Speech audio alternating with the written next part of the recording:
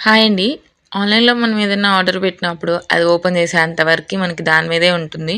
So, నేను కూడా అలాగే ఇవి మార్నింగే డెలివరీ అయితే అయిపోయినాయి. సో, అప్పటినుంచి నేను ఇది ఓపెన్ చేయాలి, ఓపెన్ చేయాలని చెప్పి ఆ ఎంతూసియాజం తోటి అలాగే చూస్తూ ఉన్నాను. సో, ఫైనల్‌గా అయితే ఇమ్మీడియేట్‌గా ఓపెన్ చేసేస్తున్నాను. ఒకటొచ్చేసి చాపింగ్ బోర్డ్ అనమాట. ఇది మెయిన్ మోటో వచ్చేసి నైఫ్స్ కోసం అండి. బోర్డ్ కోసం కాదు. చాపింగ్ బోర్డ్ అయితే అస్సలు కాదు. ఆహ్, నైఫ్స్ కోసం నేను ఆర్డర్ చేశాను. అండ్ నెక్స్ట్ వన్ వచ్చేసి ప్రీ సీజనింగ్ ఐరన్ పాన్ అనమాట. దోసలు వేసుకోవడానికి. ఆల్రెడీ వాళ్ళే సీజనింగ్ చేసి ఉంటారనమాట. మనమేమి ఆయిల్ అలా పూసుకొని సీజనింగ్ చేయాల్సిన అవసరం లేదు. డైరెక్ట్‌గా ఒకసారి వాష్ చేసుకొని దోసలు వేసేసుకోవచ్చు. చాలా బావుంది. క్వాలిటీ విషయానికొస్తే వెయిట్‌గా చాలా బావుంది. ఇంతకుముందు చాలా టైప్స్ ఆఫ్ పాన్స్ యూజ్ చేశాను నేను. లైక్ నాన్ స్టిక్ కానివ్వండి, ఐరన్ కానివ్వండి, నాన్ స్టిక్‌లో సెకండ్ టైప్ కానివ్వండి, గ్రానైట్ స్టోన్‌తోని చేసిన పాను అన్నీ యూజ్ చేశాను.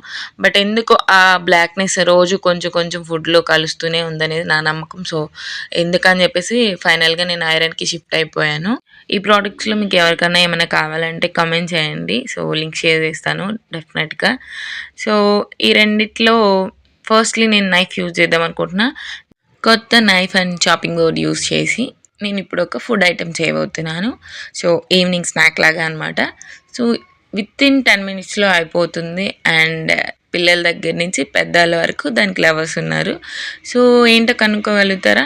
2 మినిట్స్ రెసిపీ అనమాట. కానీ అది 2 మినిట్స్‌లో అవ్వదు. గెస్ చేస్తూ ఉండండి. నెక్స్ట్ మార్నింగ్ నేను వీడియో అప్‌లోడ్ చేస్తాను. ఏం చేశారనేది చూసేద్దాం. Bye bye.